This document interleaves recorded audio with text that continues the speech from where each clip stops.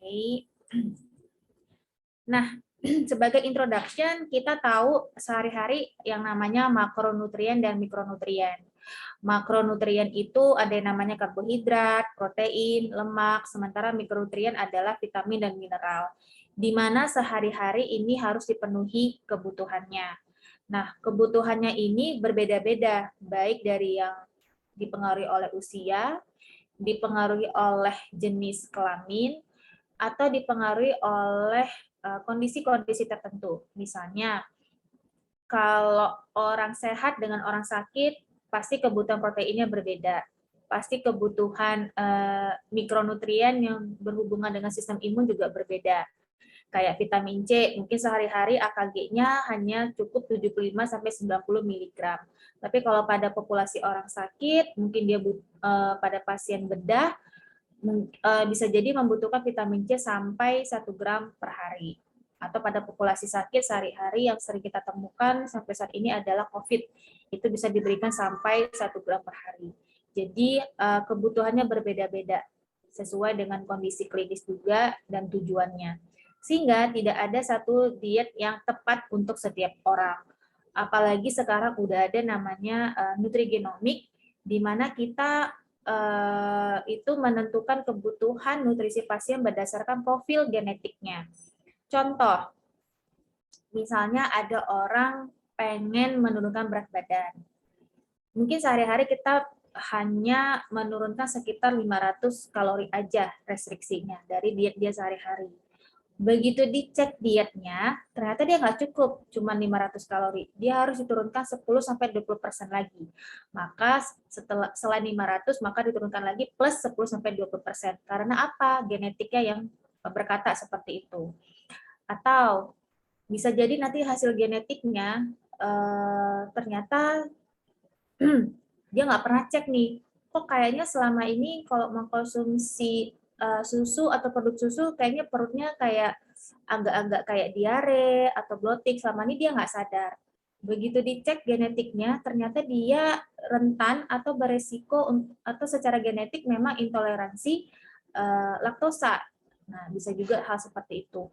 Atau yang paling sering adalah vitamin D. Selama ini kita selalu agung-agungkan vitamin D dalam dosis yang tinggi, bahkan sampai 5.000 dan 10.000 IU yang dapat dibeli dengan bebas. Padahal belum tentu itu dibutuhkan, bisa menyebabkan efek toksik.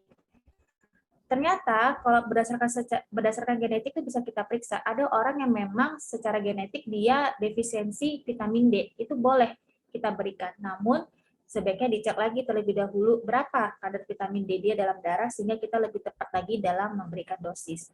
Itu salah satu contoh kenapa tidak ada satu diet yang bisa diberikan pada setiap orang. Jadi no one perfect diet for everyone. Nah, special nutrition ini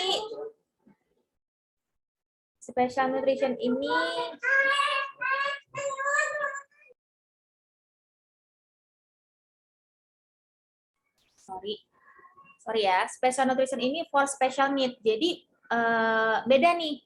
Kalau kita kan kayak nggak butuh kebutuhan spesial, karena kan kita udah nggak proses tumbuh kembang lagi, paling untuk menjaga sistem memenuhi kebutuhan sehari-hari aja. Tapi ada yang namanya untuk special need pada misalnya wanita hamil dan menyusui, ya. Kemudian pada atlet muda. Kenapa atlet muda ini termasuk special need? Karena selain kita memenuhi kebutuhan nutrisinya untuk olahraga, kita juga harus memperhatikan tumbuh kembangnya. Ya, jangan sampai kita nggak berikan sesuai, maka tumbuh kembangnya pun akan terganggu. Kemudian juga usia lanjut, karena adanya faktor-faktor fisiologis, ya, misalnya penurunan dari sistem saluran cerna, kemudian penurunan dari indera-indera pengecapan, penciuman, penurunan dari komposisi tubuh, maka usia lanjut juga termasuk special need atau populasi khusus yang harus diperhatikan kebutuhan nutrisinya berbeda dengan populasi biasa. Oke, kebutuhan energi ini dipengaruhi oleh manajemen berat badannya pada olahraga ya, manajemen berat badan. Nah, manajemen berat badan secara spesifik pada atlet itu adalah massa ototnya dan massa lemaknya yang harus diperhatikan. Jadi kalau misalnya kayak kita nih paling kalau nimbang kan cuma tahu berat badan tuh semuanya kan, massa lemak, massa otot, massa cairan, massa organ. Nah, kalau pada atlet sebenarnya harus lebih spesifik lagi. Kita mau mencapai target massa lemaknya berapa atau massa ototnya itu berapa. Ya, dan itu pencapaian dari massa otot terutama itu berbeda-beda dari setiap cabang olahraga. Kemudian periode nutrisinya. Jadi periode pemberian nutrisi pada olahraga itu dibagi 3. Jadi sebelum tanding, saat tanding, dan setelah tanding. Dengan target yang berbeda-beda juga. Kemudian strategi dan tools bagaimana guide ataupun panduan makan pada atlet. Nah, terkadang nggak usah atlet ya, kayaknya semua orang juga kalau kita anjurkan untuk memakan yang sehat untuk dia, belum tentu dia mau. Bukan apalagi atlet. Atlet ini kan dia harus mengikuti pola makan tertentu karena dimana kalau diikuti ini dapat memperbaiki performa dia, memperbaiki recovery, dan prestasinya juga pasti akan meningkat.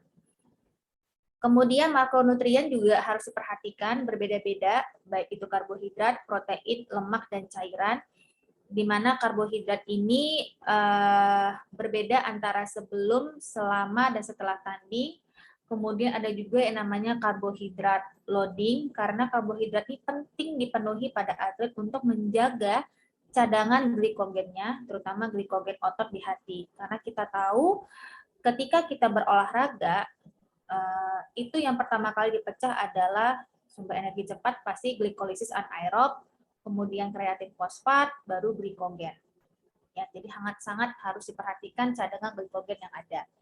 Kemudian protein. Nah, protein ini pada atlet bukan digunakan sebagai sumber energi, tapi untuk recovery, untuk perbaikan jaringan, untuk sistem imun, untuk peningkatan dari massa otot. Kemudian lemak juga dipakai sebagai sumber energi pada olahraga, terutama pada olahraga yang intensitas sedang dan durasinya lama. Jadi kayak misalnya nih lari jarak panjang kayak maraton, itu pasti ujung-ujungnya akan terbakar lemaknya. Makanya sumber lemak juga harus cukup pada tubuh kita. Lalu cairan, kalau misalnya cairan kurang, juga akan mempengaruhi performa. Kita tahu komposisi tubuh kita terbesar adalah cairan. Nah, selain cairan, biasa kita tidak memberikan hanya air putih, namun cairan ini juga mengandung elektrolit. Karena kita tahu selain cairan dari keringat juga keluar itu adalah elektrolitnya. Lalu mikronutrien, yaitu vitamin dan mineral, tidak ada yang spesifik sebenarnya kebutuhan vitamin dan mineral pada atlet ini, kecuali memang ada tanda-tanda defisiensi, kemudian memang ada tanda-tanda efeknya positif untuk ergogenik. Lalu antioksidan, herbs, antioksidan dan herbs ini boleh diberikan, kalau ergogenik hanya diberikan kalau memang ada bukti ilmiahnya. Ya, kalau antioksidan ini penting diberikan, namun hanya dari bahan makanan sumber aja, kayak buah dan sayur. Kenapa? Karena olahraga itu kan juga ada O2, ada konsumsi O2 kan. Nah, kita tahu hasil akhir dari O2 ini adalah radikal bebas. Semakin tinggi radikal bebas, maka akan memicu stres oksidatif. Kalau stres oksidatifnya terlalu tinggi, maka recovery ataupun cedera pada atlet juga akan terpengaruh. Bagaimana kita menghitung kebutuhan status nutrisi? Mau atlet ataupun non-atlet itu hampir sama ya. Jadi kita harus menghitung kebutuhannya, kemudian kita tentukan kriteria asupan nutrisinya, lalu kita lakukan pemeriksaan fisik dan riwayat medisnya, lalu kita bisa lakukan pemeriksaan laboratorium atau biokimia, dan pemeriksaan antropometri. Tujuannya apa? Tujuannya kita harus mengidentifikasi siapa-siapa saja yang membutuhkan dukungan nutrisi untuk merestore lagi ya, menyimpan atau mengembalikan lagi cadangan yang hilang, ataupun menjaga status nutrisinya. Kemudian untuk menyediakan terapi nutrisi yang sesuai, seperti intervensi makanannya seperti apa, kemudian edukasi yang bisa kita lakukan, kemudian perubahan behavior-nya. Kemudian kita harus memonitor progres dan efikasi dari terapi nutrisi yang diberikan. Ya, biasanya sih mereka sampai ikut nih, dokter gizinya sampai ikut ke area tanding. Biasanya seperti itu karena kan pas di situ juga harus ada intervensi nutrisi yang diberikan. Nah, bagaimana kita melakukan penilaian nutrisinya? Jadi kita harus mengetahui atau menilai dengan anamnesis. Anamnesis riwayat asupan nutrisinya. Ya, jadi kita harus tahu nih pola makan sehari-hari dia seperti apa. Kalau yang dari situ kita bisa melakukan modifikasi. Misalnya kita bisa juga tahu pasien ini sukanya apa. Gitu. Setelah itu kita menginterpretasi apakah asupan dia selama ini sudah sesuai dengan rekomendasi. Cukup atau enggak? Komposisinya pas atau enggak? Ya kan? Jadi menggunakan referensi yang ada. Jadi, meskipun atlet itu sebenarnya pola makannya sama dengan yang bukan atlet, tapi kebutuhannya terhadap nutrisi tertentu itu berbeda. Ya, dan volumenya juga bisa jadi berbeda. Bisa jadi lebih besar. Oke. Jadi mungkin kalau orang biasa yang bukan atlet ya 10% aja proteinnya. Tapi kalau misalnya atlet mungkin sampai 20-25%. Sama bahan makanannya, mungkin doyannya dada ayam ya udah dada ayam, tapi berapa gram dada ayam pasti berbeda. Oke. Yang harus diperhatikan adalah habit makan dia seperti apa, jumlah ataupun kuantitas makanannya, attitude-nya, dan kepercayaan dari setiap grup. Jadi ini contohnya misalnya ada atletnya vegetarian atau vegan, itu pasti berbeda kan pemberian pola makannya. Atau ada atlet yang enggak, pengennya yang slim-slim aja, dia nganggap kalau saya nggak makan, misalnya butuh atlet yang slim, saya nggak makan, maka pasti berat badan saya akan turun. Ya turun sih turun, tapi kan dia akan mengalami defisiensi zat gizi yang penting, ya kan? Dan itu akan mempengaruhi performa. Atau dia ingin menaikkan berat badan sehingga dia mengkonsumsi makanan yang tinggi kalori, tapi tinggi kalorinya dari lemak, lemaknya lemak jenuh. Naik sih naik, tapi kan naiknya tidak sesuai dengan komposisi tubuhnya pasti nggak sesuai dengan rekomendasi. Jadi memang lebih spesifik dan berbeda di tiap cabang olahraga. Tekniknya bagaimana kita menilai riwayat asupannya, sama dengan yang lain, populasi lain dengan FFQ. FFQ lebih detail menilai bahan makanannya. Misalnya nih, konsumsi telur berapa kali sehari, berapa kali seminggu, berapa gram sekali konsumsi, itu di FFQ. Jadi lebih menilai sumber makanannya. Gitu ya. Kalau recall 24 jam, itu dia merecall makanan yang kemarin. Nah, itu biasanya sering lupa atau sering under reporting. Ya, kayak kita aja nih sekarang pasti kalau ditanya, kemarin saya makan apa ya? Mungkin sekarang kalau puasa agak-agak gampang ya untuk mengingat. Tapi kalau misalnya nggak puasa pasti lupa pagi makan apa. Kalaupun dia ingat, oh ya saya ingat menunya apa, tapi saya nggak ingat berapa gramnya.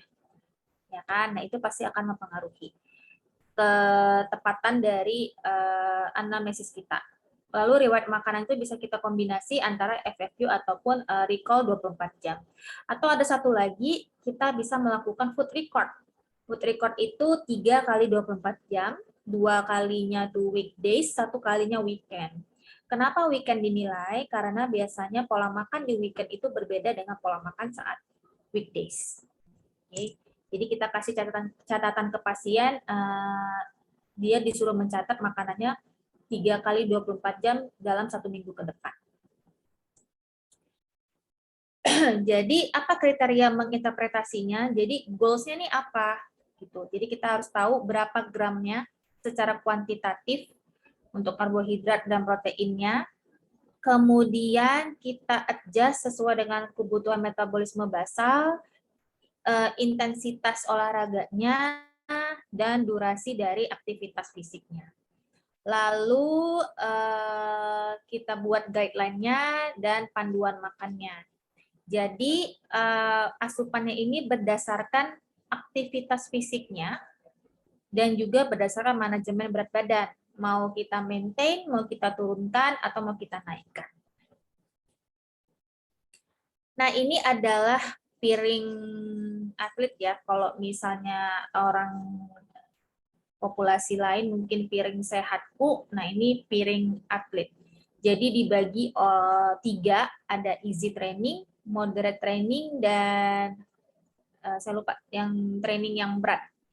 Nah, bisa dilihat kalau easy training dia tujuannya lebih untuk weight management aja. Jadi nggak untuk meningkatkan berat badan ataupun menurunkan. Misalnya berat badannya udah sesuai dengan targetnya. Bisa dilihat kalau lebih banyak mengkonsumsi buah-buahan dan sayur-sayuran. Kenapa? Ini kan low kalori. Jadi kalau dikonsumsi banyak juga tidak akan meningkatkan berat badan secara signifikan. Kemudian dianjurkan untuk mengkonsumsi kalau weight management ini konsumsinya segini aja karbohidrat kompleksnya, tapi kalau dia sedang training yang easy bolehlah sampai seperempat piring makan. Kemudian kalau sumber proteinnya dipilih yang rendah lemak ya. Jadi kok pilih ayam nggak pakai kulitnya, kemudian daging pilih tanpa lemak ya. Ini kacang-kacangan juga boleh. Tapi sampai sini kalau weight management agak meningkat. Karena apa? Karena kalau dia tinggi protein ternyata membantu untuk menurunkan berat badan. Lalu lemaknya 1-3 sendok teh. Yang dipilih adalah jenis lemaknya yang avocado, kemudian kacang-kacangan, boleh cheese, boleh butter. Lalu ini bebas. Kemudian ini minumannya. Ya, boleh minum kopi dan boleh minum teh. Nah, lalu kalau dia moderate training nih, moderate training, nah karbohidratnya jadi lebih banyak. Buah dan sayurnya lebih dikurangin. Lihat ya perbedaannya. Jadi berbeda komposisinya, proporsinya berbeda. Sementara kalau protein hampir sama 1/4. Oke. Lemaknya juga dikurangin karena diganti dengan karbohidrat. Kalau tadi kan 1-3 di 1-2. Kalori ini yang hilang di replace atau digantikan sama karbohidrat kompleksnya.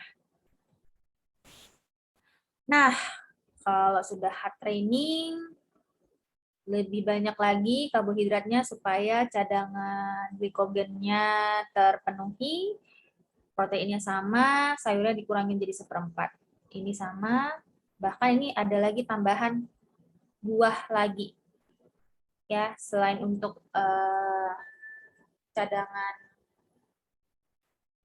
cadangan karbohidratnya juga terpenuhi, sekaligus untuk cadangan elektrolit.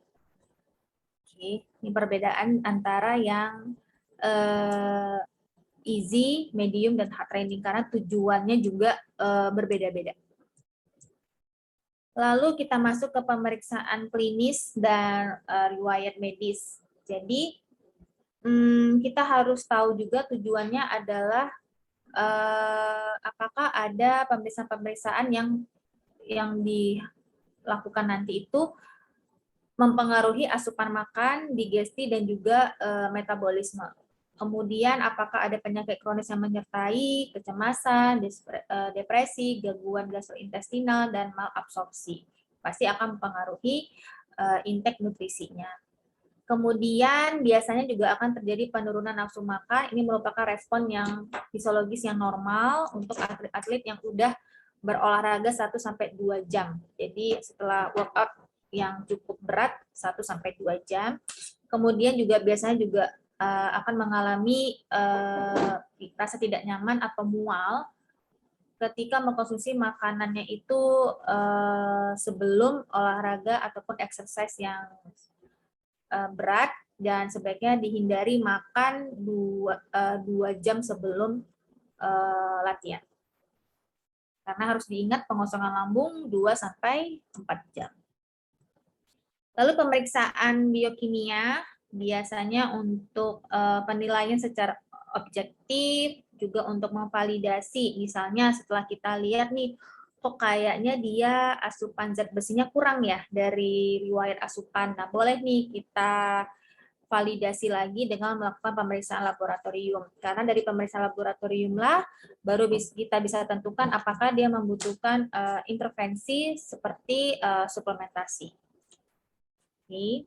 Jadi adanya penurunan ataupun rendahnya kadar mikronutrien tertentu dapat menggambarkan asupan yang rendah. Tapi sebenarnya bisa terjadi karena absorpsinya yang terganggu atau adanya peningkatan utilisasi dan ekskresi.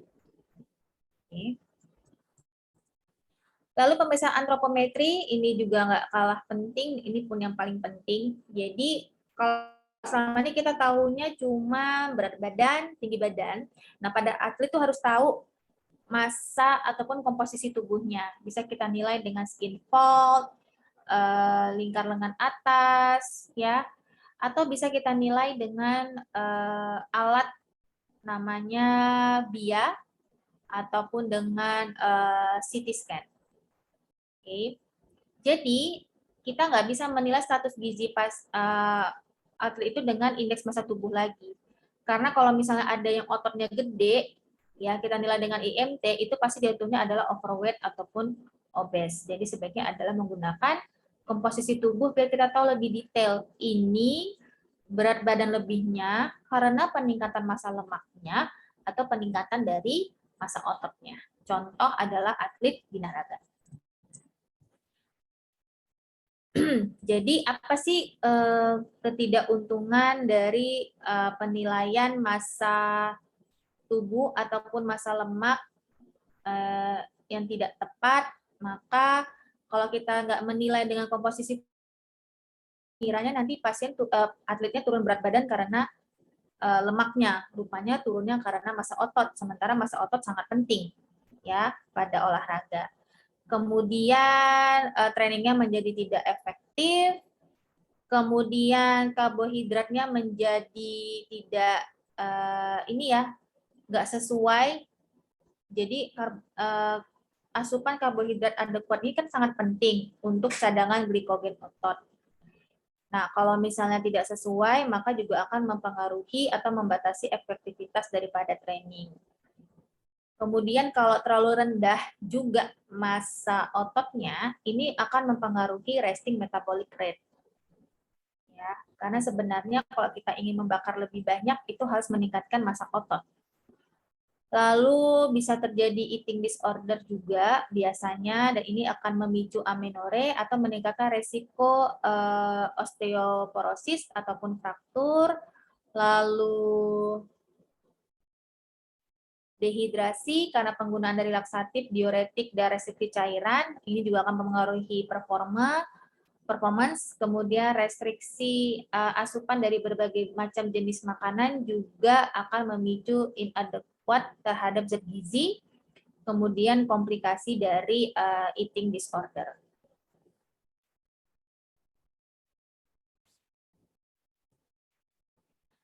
Jadi apa final comment-nya?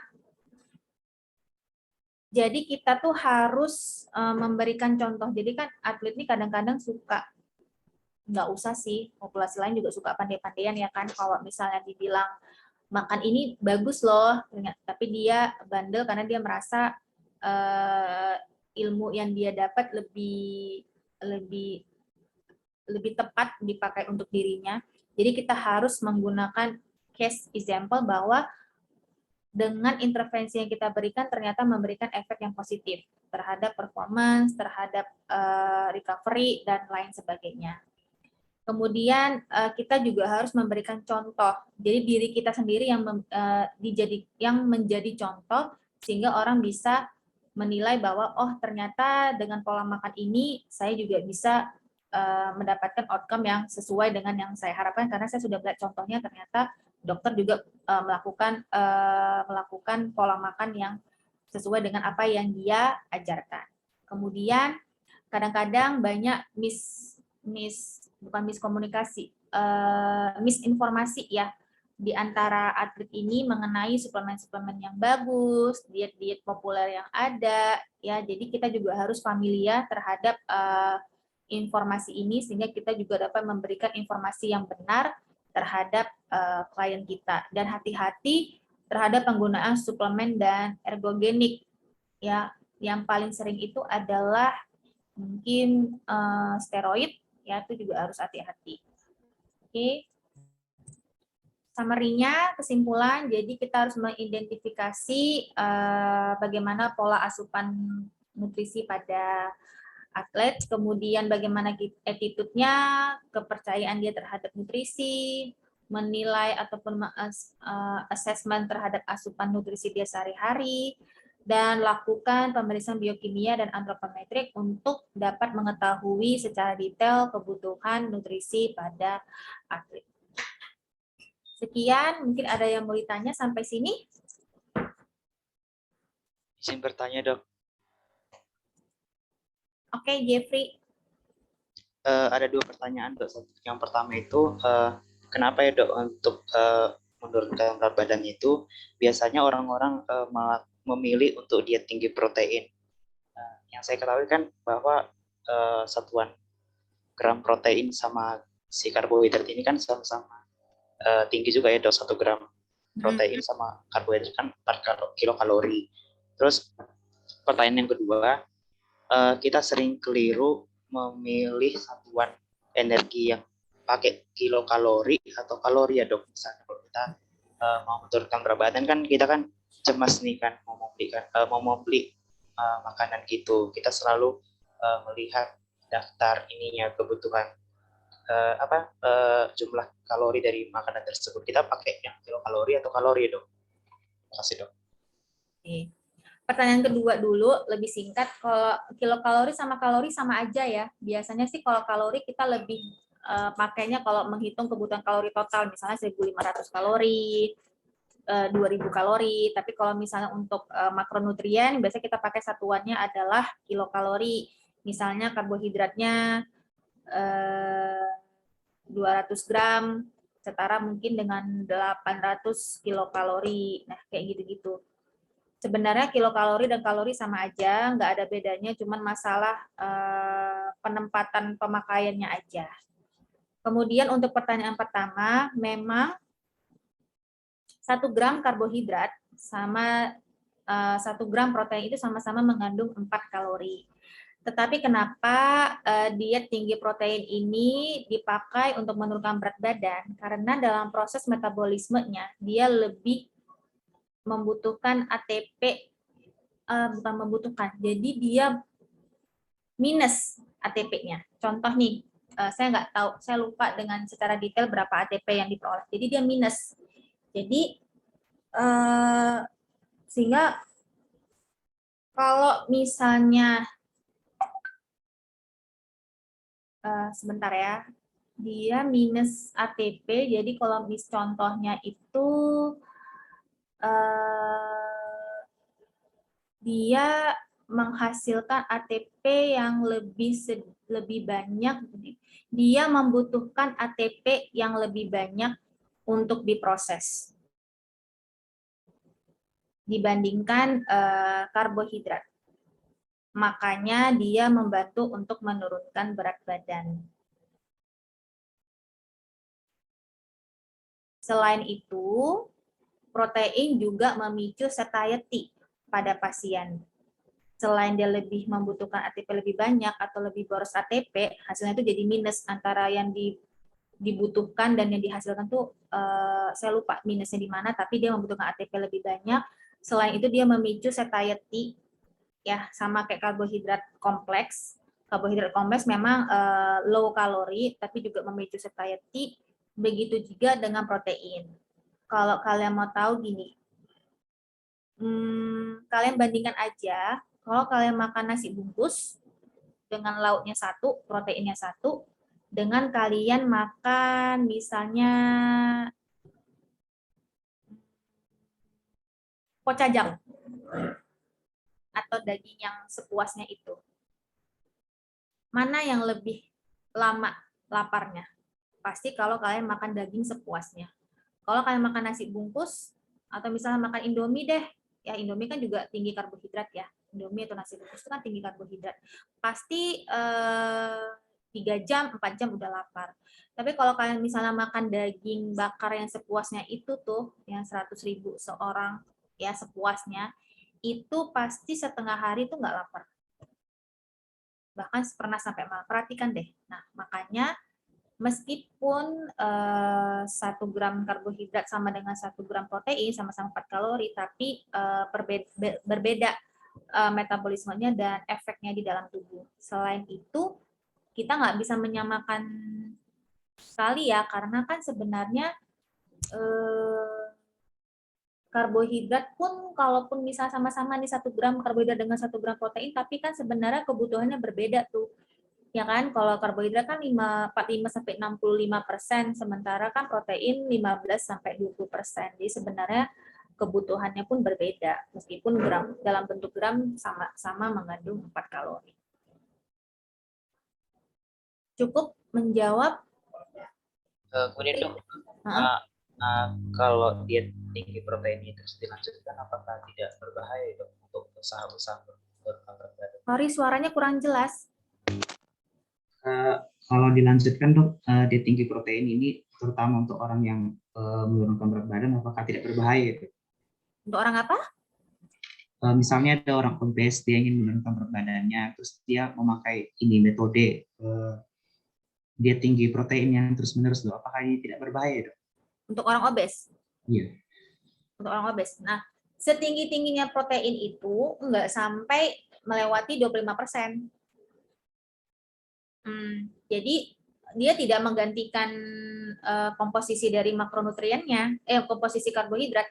Jadi setinggi-tingginya dia protein itu nggak sampai di atas 25%. Paling maksimal tuh penelitian 25%. Itu yang memiliki efek positif terhadap penurunan berat badan. Karena kalau diberikan terlalu tinggi pun, ingat, selain karena kita tahu ya, sumber protein itu kan kebanyakan dari daging, ayam, telur, ikan.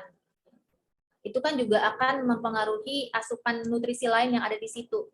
Misalnya kayak kolesterol, lemak jenuh, ya kan? Kalau kita konsumsi terlalu tinggi, ntar larinya ke profil lipid gangguannya. Kemudian ingat juga konsumsi protein terlalu tinggi akan memperberat juga fungsi ginjal. Ya, jadi hati-hati. Sering pernah kita jumpai juga usia mungkin masih usia dewasa muda udah cuci ginjal karena mengkonsumsi protein terlalu tinggi pada masa mudanya dengan protein powder dan lain sebagainya. Gitu.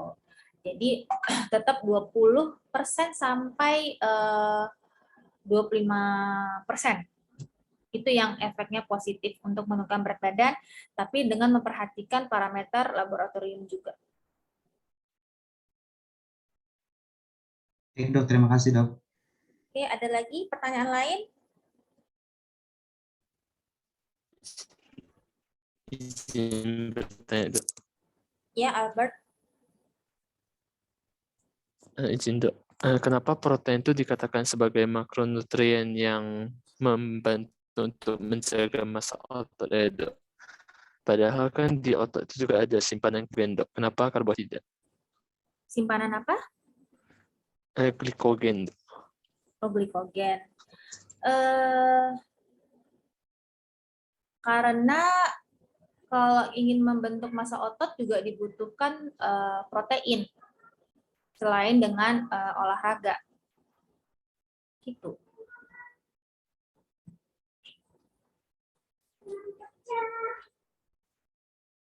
Berarti komponen utamanya itu protein gitu ya dok? Enggak komponen utama, salah satunya aja. Salah satunya. Jadi dikatakan kalau kita ingin meningkatkan massa otot, ya kita juga harus meningkatkan jumlah protein. Gitu. Karena kan pembentukannya juga dari otot. Selain dengan energi juga ya. Karena kalau proteinnya terlalu tinggi, tapi makronutrien lainnya tidak terpenuhi, maka nanti proteinnya dipakai sebagai sumber energi. Sayang dong. Gitu. Baik dok, terima kasih dok. Oke. Yang lain?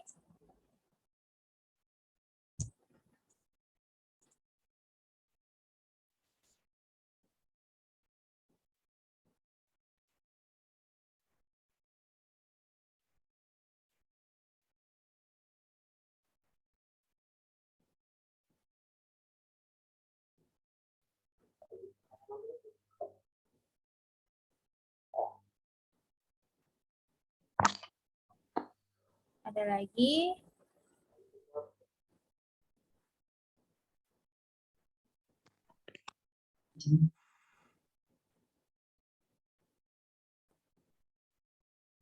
Izin dok, Hmm.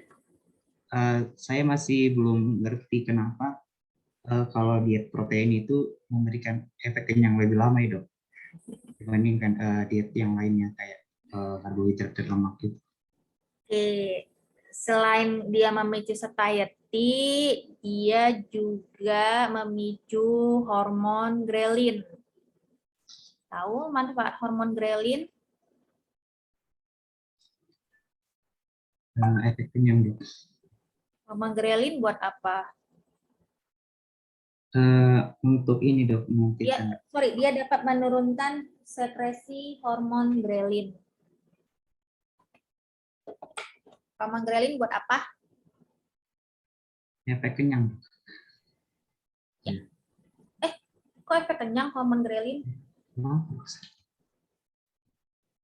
Kalau dia menurunkan sekresi hormon, dia dapat menurunkan sekresi hormon grelin. Hormon grelin fungsinya untuk memicu nafsu makan.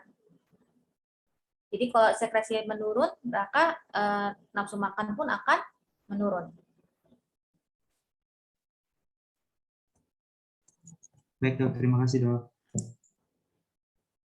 Saya karena udah nggak baca metabolisme lagi, jadinya kita baca ya.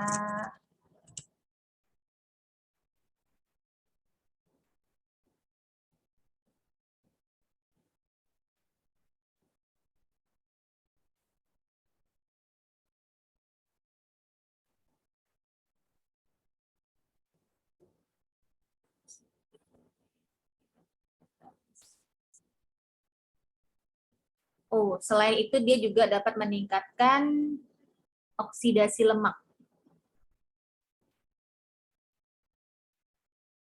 Kalau dia tinggi protein.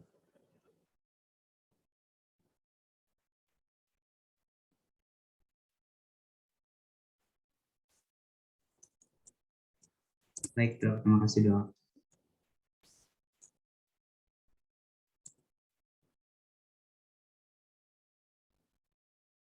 Ada lagi yang mau bertanya?